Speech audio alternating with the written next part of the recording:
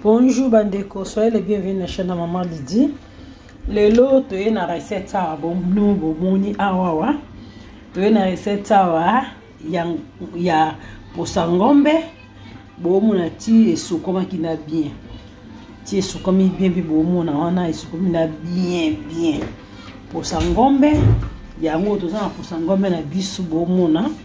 Ti na sukola comme bien na sukola na ma moto na juste moi. Si tout le monde a bâti, on a sokoli on vraiment prêt. Mutomto ande nga sokola eloko na yo soko mono sokola na eloko mususu sokoli on. Ce qu'on très bien vraiment tout ça na ngwawa. To le mangwa pepe soupe. Dans sa recette ya déjà ya poso ya ngombe oyo ko sa poso ngombe o déjà bouillé. Et ça na nini ngwa ba bonde na sokola ki on voit on basuki bakata ki muso afuna raison bébé mais au bon monde basuki ça wana ya nini mais na sokola ngo bien après avant suna tchona na mai na sokola ngo très bien si connais zaboué recette soko ça recette ya ngombe au ti plus nyo surtout maman au ti elembi po wumela ke au ti nyo surtout mbala mo ti elembi kitome o anga lelo no sala ngo za tomate sauce. Oh, on a tennis sur la main qu'on aura l'ango prochainement. Non, tiens, on a la recette dans un ngombe et pour son ngombe, il y a des tomates fraîches et ils ont mis balai minen na kataki. Il y a fraîche, na katiango, na muscade, mungo na pezaliawa, ana huile na ana zana na bouillon. Bouillon ça ils ont bouillon normal. Bouillon normal ou assaisonnement et surtout ya normal ou comme un aroma na bouillon oza ya nino ya poisson eza pe kitoko so lamba yo to lamba neti ngombe lo mubu o che bouillon mo poisson eza pe kitoko ko mekam ya ngbo mo mélange bouillon poisson na bouillon normal ya mo na rotia awa na sana poivron rouge na litungulu pour na le lutu ajuka ile ko laksa na poivron rouge litungulu poiron ndembe oza ai o tangawis o ba fait nanga c'est tout ya ngwana. Hello everyone, today I bring a new recipe. You can see here cow skin is very nice. I know for cooking that it's taking longer. It's taking longer to cooking that. I have cow skin. I already cleaned that, wash that. I'll clean that the last time before I cook that again. And then I got here. I got here my cow skin. I got here oil. This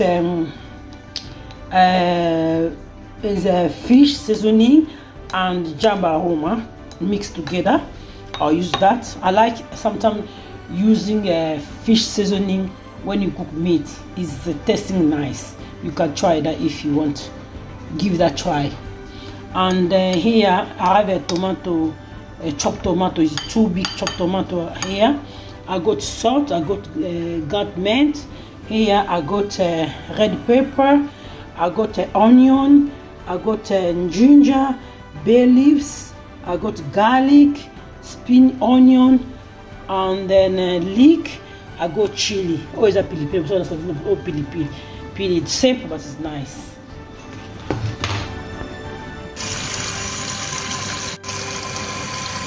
Also kuna suka mbele kaidi na nyumu na bakati na paswa. Na also kuna suka avana na lambango. Na also kuna pote de letu na also kuna suka avana lambango de na tina suka la kiamu. Guys, you can see here I cleaned the last one before I cook that. And the abo moni na sukola na chona njungwa wa na moni awawa na te ai nyonso tangawisi nyonso ndembe na te ndambu litungu na te ndambu poireau na te ndambu wana likolo zali zani kutu wa likolo na zali muscade après na te faire pe mi balen kebo moni wana. Guys, you can see here I put garlic, ginger, leek, spring onion, onion, garlic, and then bay leaves, and then I leave some there. Mais I na tangos na che nios. Na che nios. Na che nios wana. Et où me la rena oti kon etoka na moi 10 minutes apende na kotia mai. Po eti tanga etoka na zonge libino. Yango yo. Na tuba bien na on a fait bino mukie. This my seasoning na ndam no chana sauce na cheka mukie wana. Donc taiba mezinde nga ni lokeza la. Na chemu ngwa mukie. Ngombe, I add a little bit salt. That's it. I'll leave that to cook. After I'll be back. Now we'll take away toki at about 10 minutes. Après nous allons simana chama yetu katitanga yolemba. Bomo na tana osala tomato sauce na mukie na sali ya. On a sali sauce mususu. Donc ya on le bali da otoka na ozipa. Merci beaucoup. À suivre. La longoni yango. Après 10 minutes, il faut la tirer mai. La tirer vraiment mai pour écouter. On a besoin de mai pour écouter. Tirer kolemba. After 10 minutes, I come to add more water because it's very hard. Still be soft or be back. So que les minutes on songa na oti comme so mai pour essayer la baki si tirer kolemba. Donc so que les minutes na bon na sko na bandi ko sala ni na verse.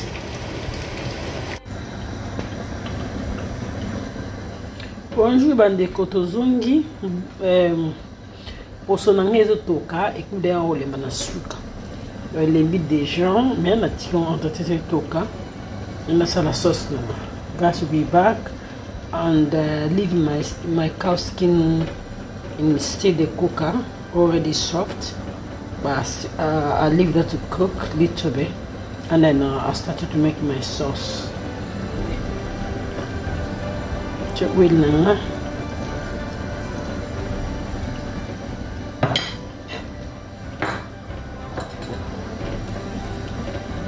Tanzania so twetikalaki moni ndembe poiron litungulu femme kiena poivron rouge leek spring onion red pepper and bay leaves.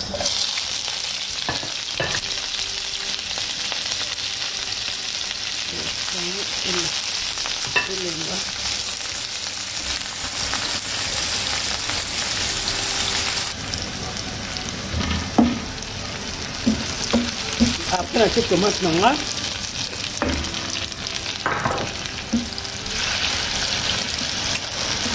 after I put my tomato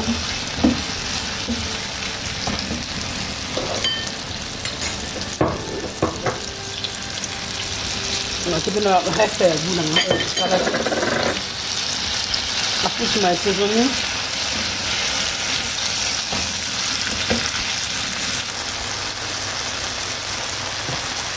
Yeah, what tomato nanga ngombe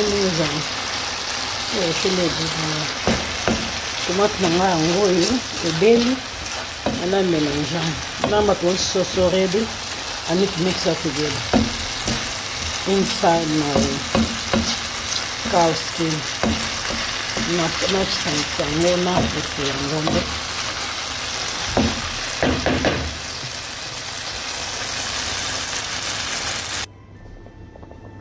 Ask for some Ngombe nanga. I lembi. Now it's soft. Munde lembi. Let's chop tomatoes. Tomato.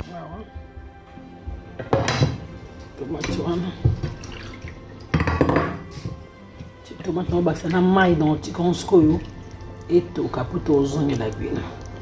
And then I need to add little bit water. I'll leave that to cook and then I'll be back.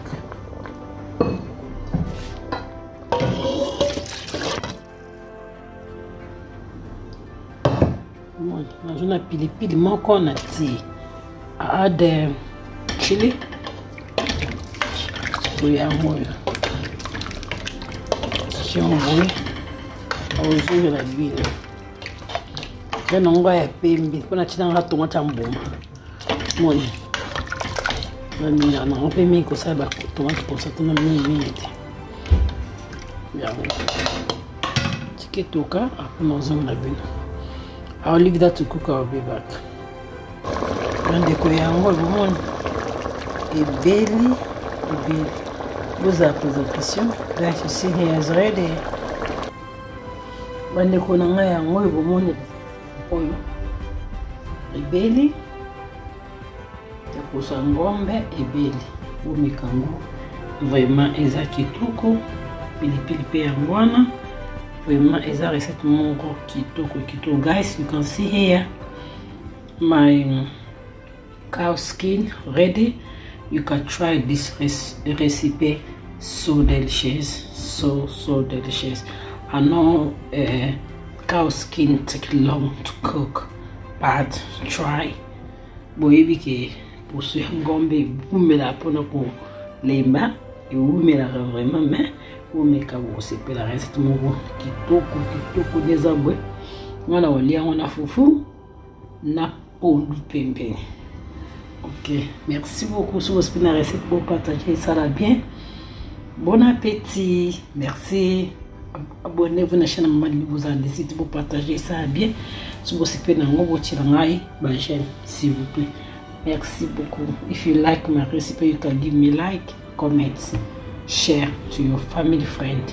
Thank you. Bye.